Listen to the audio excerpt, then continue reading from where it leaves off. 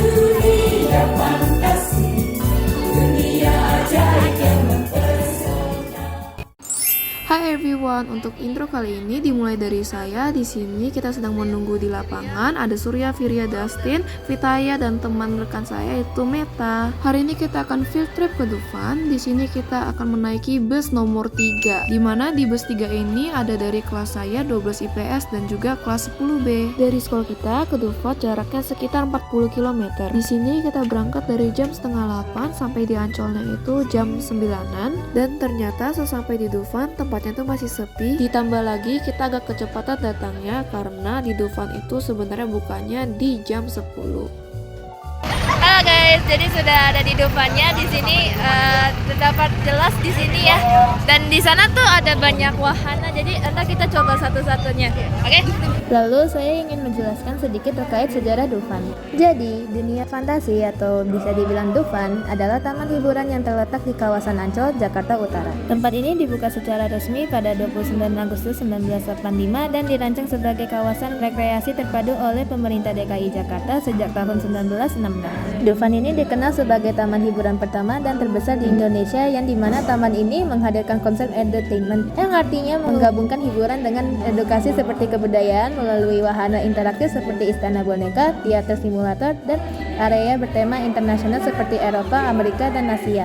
Bisa dilihat, patung-patung yang ada di sini merupakan ikon atau maskot khas milik Dufan. Salah satu maskotnya adalah Bimo Dufan dengan bentuk monyet berkantan yang mencerminkan keceriaan, petualangan, dan suasana menyenangkan di dalam taman hiburan.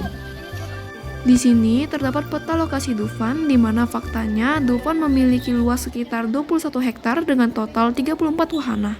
Lalu ada pun jam buka loket untuk membeli tiketnya. Kebetulan hari ini kita pergi ke Dufan di hari Jumat atau di weekday. Untuk tiketnya sendiri dibagi menjadi dua, yaitu yang reguler sama yang premium. Jadi kelebihan dari premium ini sudah dibarengin sama fast track, di mana fast track ini adalah layanan khusus pengunjung untuk melewati antrian reguler di wahana tertentu. Bisa dilihat antrian masuk ke Dufannya sudah cukup panjang karena di sini bukan hanya rombongan sekolah kita tetapi juga ada masyarakat luar. Oke guys, sudah ada di Dufannya dan kita berawalan dari ontang-anting di sini bisa langsung dimainin ketika kalian sudah beli tiketnya. Biasanya lewat via online tuh lebih murah katanya. Dan kalau di offline biasanya harus antri. Jadi kita rekomendasi kalau kalian belinya dari online dulu ya.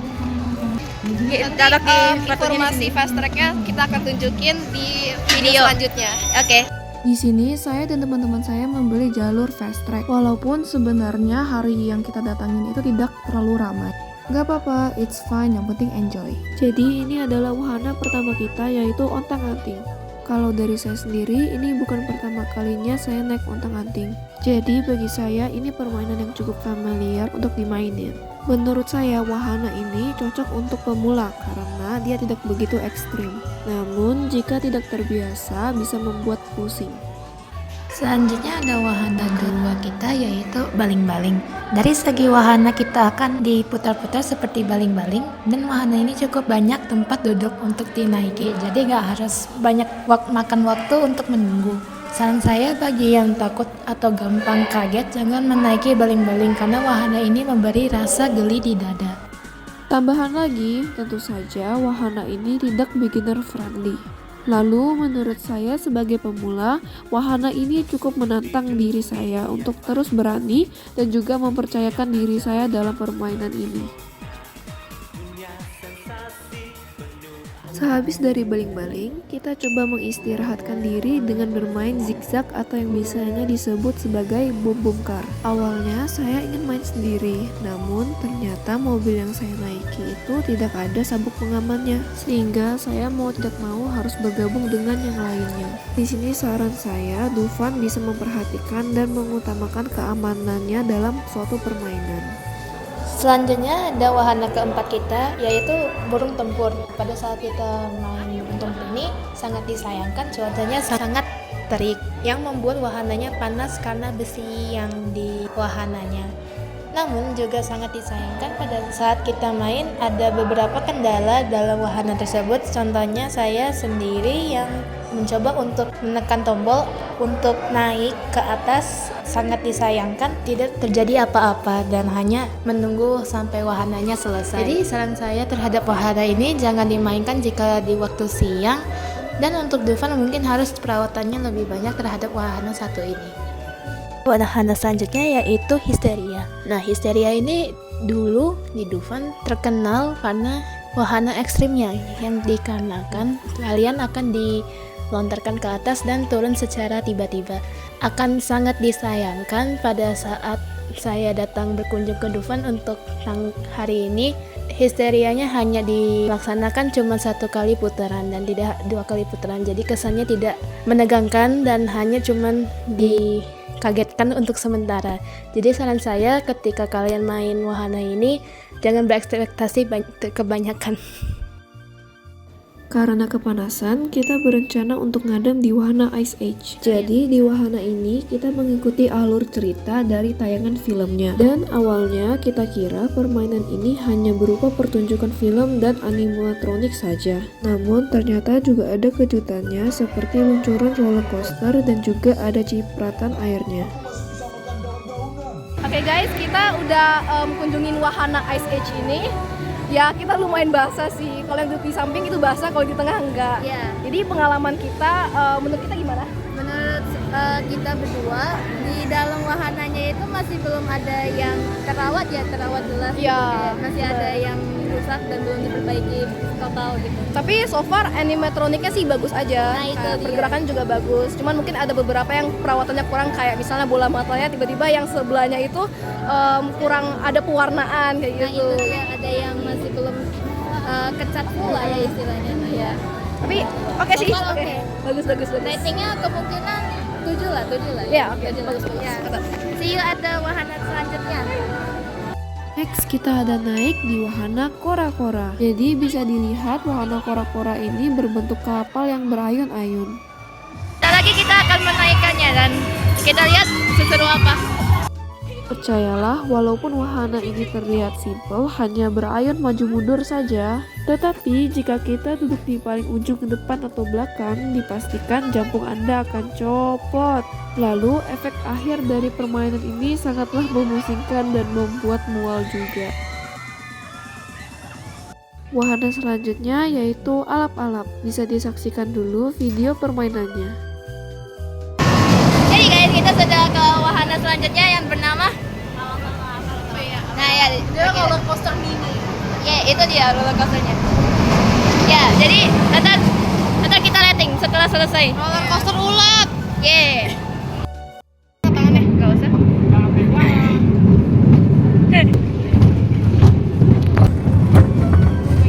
Nggak deket sih.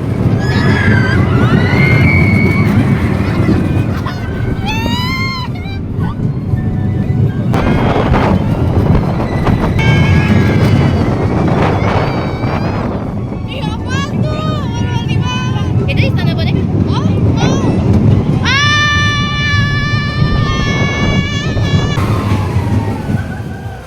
Aduh. Guys, setelah main alap-alap, gimana reaksi kamu, Delin? Menurutku dari sekian permainan yang paling kuberani ini doang. Berarti- Soalnya kayak pas kayak naik turunnya itu bikin nggak jantungan, sedangkan yang lain-lain itu kayak bikin jantungan. Berarti untuk wahana friendly kita bisa rekomendasi Oh, iya, alap-alap. benar. Ya, Benar-benar betul. alap-alap. Nah, ya. Yes. Nah selanjutnya ada tornado, dan wahana tornado ini cukup populer di Dufan karena terkenal wahana ekstrim di sana. Nah pada saat saya mainkan wahana ini cukup ekstrim karena dikarenakan kita akan diputar sebanyak 3 kali dan 360 derajat. Kalian akan digantung di atas sehingga diputar-putar di langit yang membuat kita cukup pusing.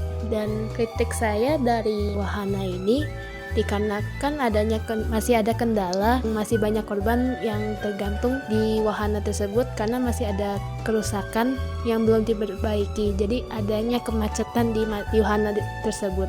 Jadi saran saya terhadap permainan wahana yang satu ini, jika kalian memang takut terhadap ketinggian ataupun kayak gampang kagetan juga jangan mainin ini tornado. Lalu next kita ada naik wahana kereta misteri. Ini wahana yang paling ditunggu-tunggu karena beberapa dari kita belum pernah menaiki wahana ini. Awalnya kita kira ini wahana yang serem gitu, banyak hantunya karena lihat saja dari palangnya serta tempat antrinya yang cukup mengerikan. Halo guys, jadi kita sudah naik wahana yang dinamakan Kereta misteri. ya. Sama kayak roller coaster, cuman lebih seru. Yes. Jadi di sini tuh kita tidak berlaku dengan fast track, jadi harus antri. Ya, cukup panjang di sini. Ya, sembari menunggu kita Tante tunjukkan kalau bisa. Kayak nggak bisa See you. sih. Ternyata benar kita sama sekali tidak boleh memegang HP untuk merekam permainan. Dan saat kita masuk ke dalam, wahana ini sangat gelap gulita dan sepanjang jalan kita ditunjukkan animatronik serigala gitu, ada juga yang berupa werewolf. Permainan ini pas di bagian ujung perjalanan, kita ternyata berjalan ke belakang gitu dengan kecepatan yang benar-benar bikin jantungan. Permainan ini menurut saya sangat menyerukan. Dan mungkin di awal-awal perjalanan kita akan merasa bosan karena hanya melihat animatronik serigala saja. Permainan terakhir yang pasti basa-basa yaitu arung jeram. Untuk main permainan ini, tentu kita harus menyediakan baju ganti dan juga jas hujan. Jadi guys, destinasi terakhir kita sebelum kita ke Ancol pantainya, kita ke Arung jeram. Yippee! Siap-siap basah-basah. Di sini saya udah siap pakai armor saya. Itu raincoat and also the shoes. Oh, I can show the shoes. Permainan basa-basa di Dufan ini tidak hanya arung jeram, tetapi juga ada yang namanya Niagara-gara. Sebenarnya untuk wahana satu ini kita bisa merekam jika kita mau. Namun di sini kita tidak berani karena alat rekam kita tidak punya penutup berupa plastik. Menurut saya permainan ini seru jika dimainkan bareng teman-teman, karena kita bisa melihat penderitaan teman yang terkena air dan basah. Lalu menurut Meta sendiri, dia masih kurang merasa puas karena dia sama sekali tidak terkena air dan tidak basah. Oke, sebelum kita pergi ke Pantai Ancol, kita ada melakukan wawancara terhadap salah satu pekerja di Dufan, yang dimana ini diwawancarai oleh Meta sendiri. Setelah kita bermain wahana, kita akan menanyakan Bapak pekerja di sini dengan siapa? Oke, dengan Bapak sama Atuk. Pekerjaan Bapak di sini apa? Sebagai staf kebersihan. Suka duka Bapak di sini selama bekerja di sini? Kalau dukanya nggak ada, tapi kalau sukanya banyak. Kita dapat lihat kesenangan orang lain, lihat orang tersenyum dengan ikut kesini, terus banyak orang-orang yang foto gitu. Pesan kakak untuk yang mau datang ke Dufan gimana? Pesan untuk orang-orang. Kalau mau libur di sini aja, banyak warna yang menarik di sini. Ya, terima kasih.